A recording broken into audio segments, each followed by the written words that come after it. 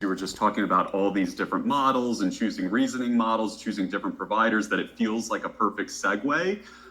It's this question from Duncan. Don't mean to be out of place. Everyone would love to know. I know this is a reference to OpenAI Dev Day and the agent builder. How do you take yesterday's news?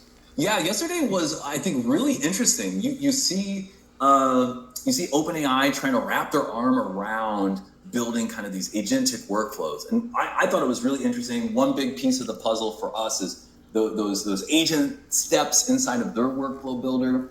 They allow you to hook up MCP, and that's like a big thing that Zapier offers. So if you do Zapier MCP, you can kind of see our tooling here, which allows you to hook up your ChatGPT or your agent steps to any of the different actions inside of Zapier, which gives the ability for that agent builder to go out and do stuff in the world, which I think is really exciting and something that we have been using a ton internally at Zapier. Beyond that, I think we're going to see more and more people get hip to the idea of automating stuff. Back to the point of the difference between chatting with an agent or an AI model. That means that you're sitting there at the keyboard, and if it tells you to send an email, well, you got to copy paste it out. And we're going to start moving slowly into this world where those models can actually do those things through MCP, having access to these tools so they can send an email, they can look up the lead, they can do some of this work.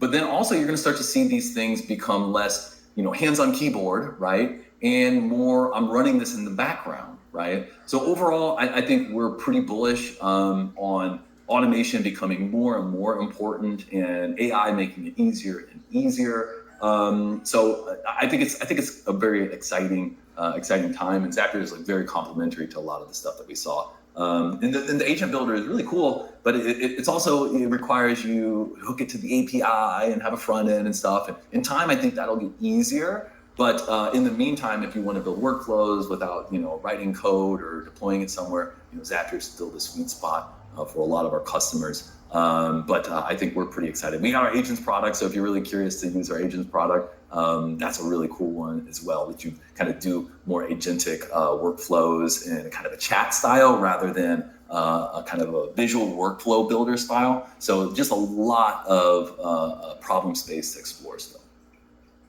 That all makes sense.